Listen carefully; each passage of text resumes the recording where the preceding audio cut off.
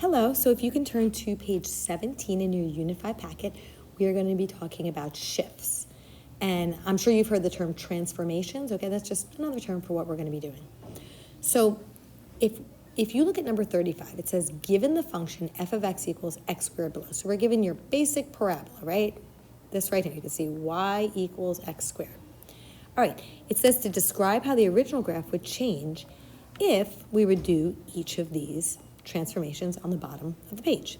Okay, so let's start with letter A. So letter A is telling us to take f of x and add 3 to it, okay? They want us to graph x squared plus 3.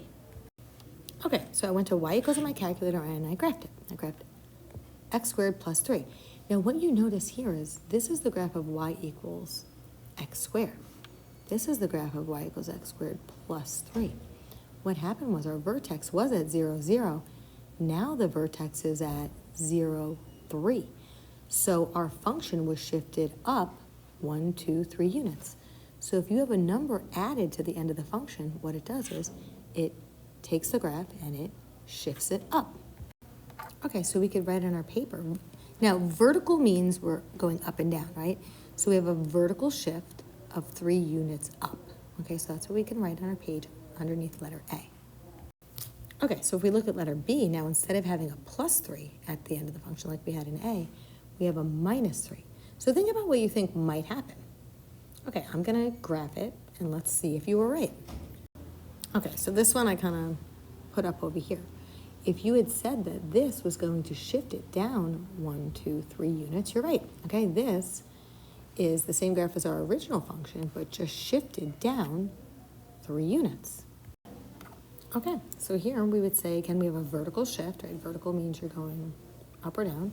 We have a vertical shift, this time 3 units down. Okay, so let's look at letter C. Now, if you look at letter C, we have a plus 3 within the parentheses with the x. So we're doing x plus 3 squared. So why don't you take a guess at what you think might happen, and then you can graph this in your calculator and see if you're right.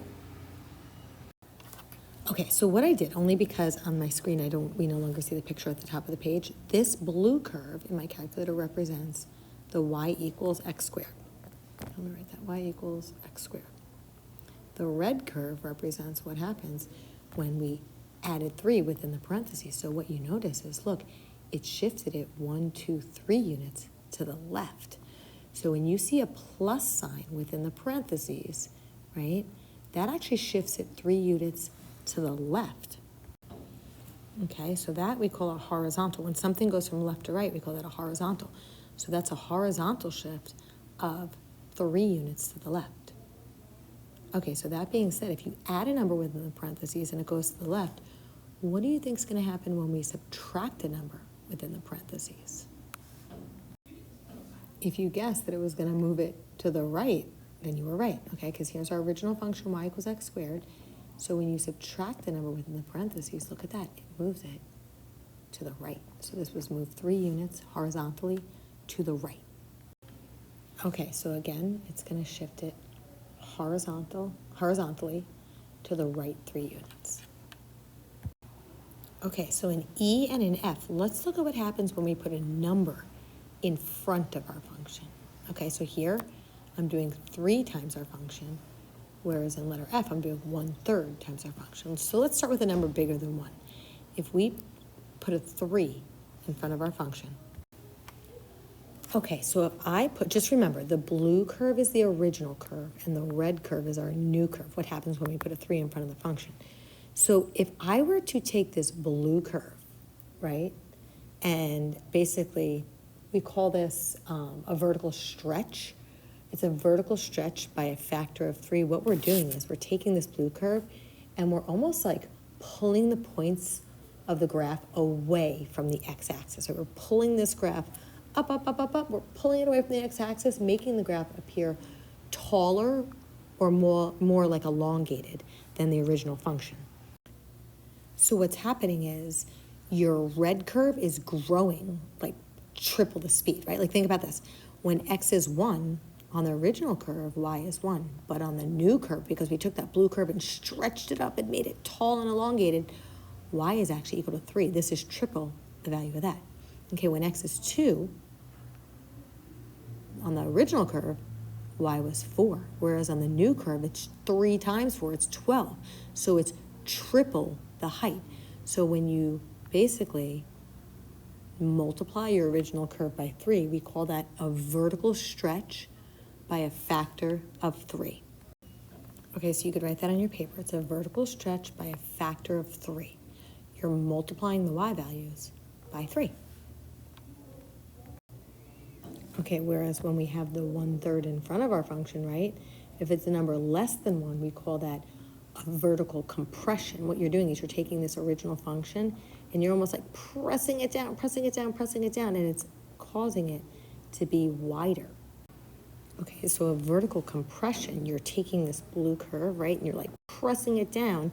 You're pressing it down closer to the x-axis, okay? It's compressed towards the x-axis. So all of your y values are going to be a third of what they originally were. Okay, so see this y value of 1 for the blue graph? It's only 1/3 on the red curve. Let me jump down to this one. See this y value of 9? It's only a third of that. It's only 3 on the red curve. So for letter F, we call this a vertical compression by a factor of this number right here, 1/3. So we're basically just multiplying the y values by 1/3. The x values stay the same, but the y values are being multiplied by 1/3. Okay, so now let's see what happens when we put a number inside the parentheses with the x. Okay, so let's first take a look at letter G, when we put a 3 inside the parentheses with the x. Okay, so what you can see here is, again, the blue curve is our original graph, and this is what happens when we put a 3 inside the function, right? What's happening, we call this a horizontal compression. We're taking this blue curve and we're compressing it, right? We're kind of like squeezing it towards the y-axis. Now, this may be a little harder to see with the coordinates because what happens is, I'm going to look at certain ones. Okay, so this may be a little harder to see, but what happens is with this, it's the x values that are being compressed, or I should say multiplied, not by 3, but by 1/3, okay? So if we look at, for example, see this blue curve? When we have an x value of 9, the y value is 81. Now, let's look at for the red curve. When the y value is 81, the x value is only 3. It's a third of 9. So in order to get the y values to match up, this x value is being basically multiplied by 1/3. It's a little confusing to see here. You'll see when we take a look at more examples throughout the packet. But what is happening here, and I'll try to explain this again, is that when this blue curve is being compressed towards the y-axis, right, it's creating a new curve that's more narrow. And even though this is a 3, because this is more narrow, we say it's a horizontal compression, okay, by a factor of 1/3. So for example, if we have the point, let me use the pen to point at this. If we look at our original curve, right, when x is 9, the y value is 81. Now let's look at this red curve, okay? In order to have a y value of 81, the x value is only 3. It's only a third of 9, and that's why we multiply, in this case, the x values by 1/3, okay, in order to get the same y values. I mean, if you want to take a look at another one here, let me erase this. When in our original curve, when I'm just trying to find points that fit on this little table of values that we see. In the original curve, right, when the y value is 9, the x value is 3. Now let's look at the red curve. Over here, when the y value is 9, the x value is a third of this. A third of 3 is 1. The x value is 1. So what's happening when we have a horizontal compression is we're multiplying the x values by 1/3. Whereas if you look over here, letter H, if we put a 1/3 in front of our x, okay, we can see that the points are actually being pushed away from the y-axis. Okay, if this is our original function, this is called a horizontal stretch. We're taking this graph and we're stretching it, right? The points are being pulled away from the y-axis. All right, let me move this down a little bit. So what happens is, okay, we say we have a horizontal stretch by a factor of 3. Okay, so really this blue curve is being stretched away from the y-axis. You're multiplying your x values by 3. So let me just show you an example of this. And again, this might be a little confusing the first time you see it, but as we look at examples in the packet, it'll make more sense. So let's look at where we have the same y value. If you look here, when the blue curve has a y value of 1, and when the red curve has a y value of 1. Okay, well, for the blue curve, the x value that corresponds is 1, right? So when y is 1, x is 1. For the red curve, when we have a y value of 1, look at this. Our x value is 3 times as big. So we're multiplying the x values by 3. Okay, and finally, letter I. This one's a little easier than the last few. So if we want to figure out what basically negative f of x is equal to, so if we put a negative in front of our function, all that happens is our original curve is just reflected over the x-axis. Okay, it's almost like you fold along the x-axis and fold the graph directly on top. It's called a reflection over the x-axis. Okay, so that's it. So those are all the different transformations and shifts that we are going to talk about. Okay, so if you turn to the next page in your packet, page 18, what you can see is this right here sums up all of the rules that we just talked about, right? This shows what happens when you add to the end of a function, subtract from the end of a function, add within a function, and so on, okay? So we're going to be using these rules for the next few pages within our packet. Okay, so I'm going to have you skip over page 19 for now. You'll be doing that in class. But if you take a look at page 20, I'd like you to try out the examples on this page on your own. And then, you could pause the video and then you can hit play and see how you did. So start with number 40. It really is just asking you, if you're given a function, what happens if we add 3 within the function? If we add 3 to the end of the function, okay? On these lines, you're either going to write up, down, left, or right. So try it out, hit pause, and then you can hit play when you're done.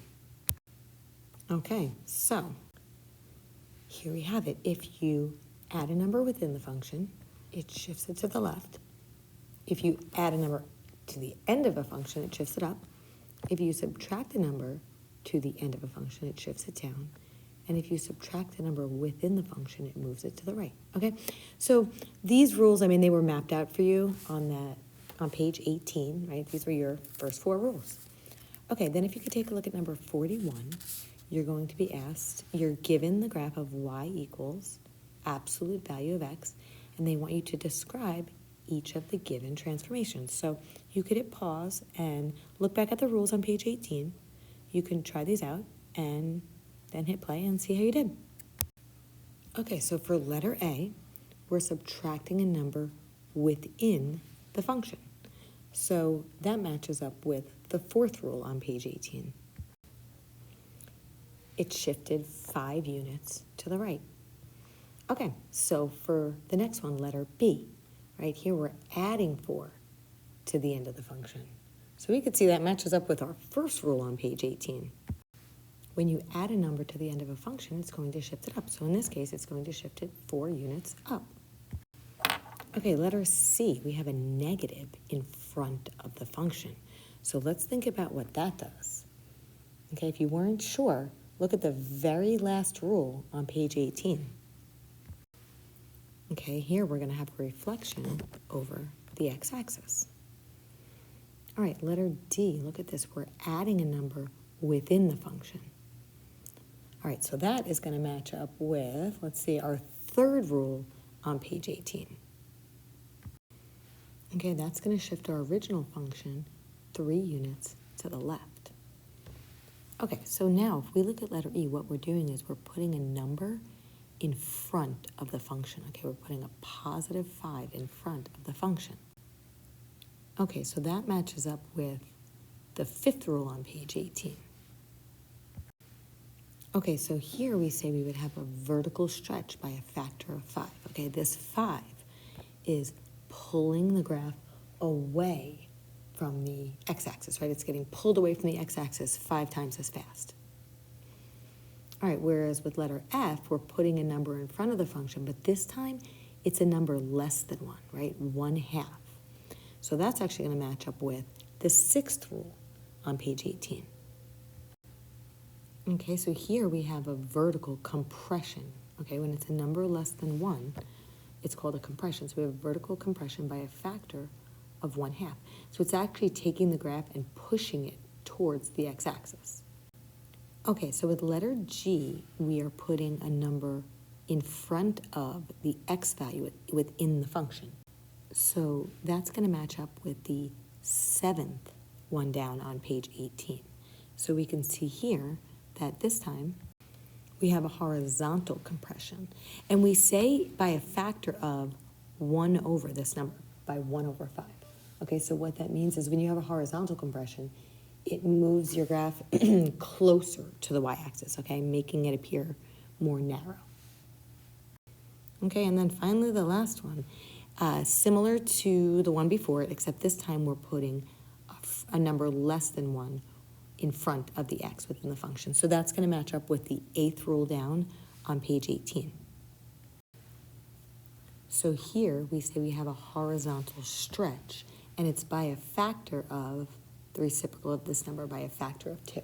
So when you have a horizontal stretch, it moves the graph away from the y-axis, just making it appear wider.